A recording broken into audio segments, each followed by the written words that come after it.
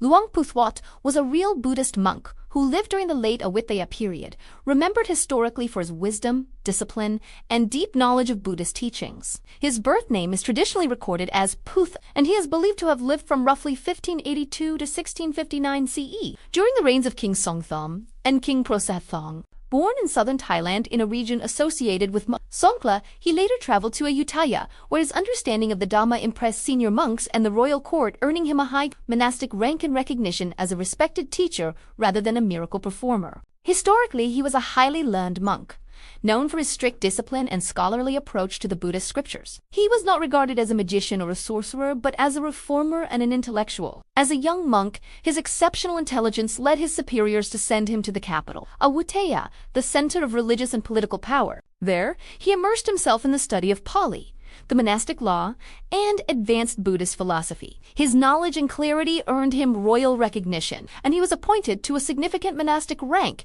a testament to his role within the. After his time in the capital, he returned to the south, where he dedicated himself to teaching and reforming monastic discipline, reinforcing his historical image as a. Over time, popular belief transformed his calm authority into legend. One such story, passed down through generations, tells of Luang Pu Thuat confronting a restless spirit. Long ago, there was a desolate place that no one dared walk through after sunset. A restless soul lingered there unseen, but its presence was heavy and watchful. Travelers who passed through the area would mysteriously fall ill. Children would wake from their sleep crying, pointing at empty corners of the room. Other monks came to chant, hoping to bring peace, but they always left before dawn, saying only, "Something here does not want to be released." Fear grew like a weed in the village. Offerings were left, but they failed. The spirit remained. At last, the desperate villagers sent word to Luang Pu Thuat. He arrived without ceremony, carrying no talismans and muttering no mantras aloud. He simply sat in meditation beneath a large tree near the haunted ground. That night, witnesses said the forest fell into an unnatural silence. No insects chirped, no wind stirred the leaves, no movement could be heard. Then it appeared, not as a shape, but as a presence. It was heavy, cold, and filled with an ancient, sorrowful longing. The villagers hid in their homes, their fear a palpable thing. But Luang Pu Thuat did not move. He did not chant commands to drive it away or try to banish it with force. Instead, he spoke softly into the suffocating stillness. "You are suffering because you are holding on." The presence seemed to tremble, and the air grew even heavier as the spirit tried to resist, pressing closer to the monk. Yet, Luang Pu Thuat remained unmoved. His calm was a force greater than the ghost's fear. His accumulated merit was heavier than its lingering anger. Finally, the spirit yielded. Witnesses later said they saw something like mist bowing toward him. Luang Pu Thuat continued, his voice gentle but firm. "You do not need this place anymore." Actually, that moment the oppressive cold vanished. The weight lifted from the air, and the forest breathed again. By dawn, the haunting had ended. There was no scream, no explosion of light, no dramatic banishment, just a quiet, profound release.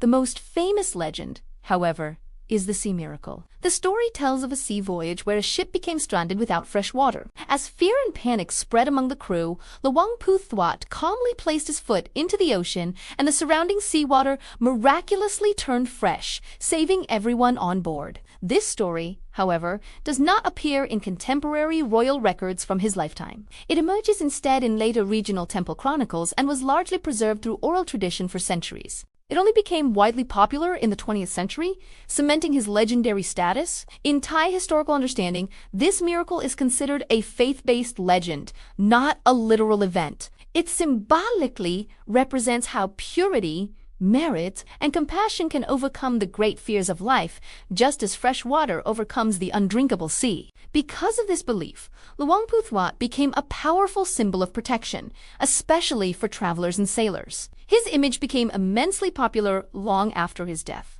particularly as southern Thailand faced periods of war, disease, and maritime danger. Sailors and soldiers were among the first to adopt his image as a form of protection against harm. Amulets bearing his likeness spread rapidly during the mid-1900s, and today they are among the most revered in Thailand. He is sometimes mentioned in ghost stories, not as someone who actively fights spirits, but as a presence whose wisdom brings calm and karmic resolution. There is no historical record of Luang Pu Thuat battling ghosts. This aspect of his legend comes from later folk Buddhism, where storytelling traditions often blend the lives of revered monks with spirit lore. In the Thai worldview, monks represent order and clarity in a world where chaos and unseen forces exist. In this belief system, he does not destroy spirits. He neutralizes the fear they represent. His presence symbolizes karmic resolution, where a ghost's attachment to the world finally dissolves. The spirit doesn't disappear because it is fought, but because it is finally freed from its own suffering. Today, Luang Pu Thuat is remembered in two ways: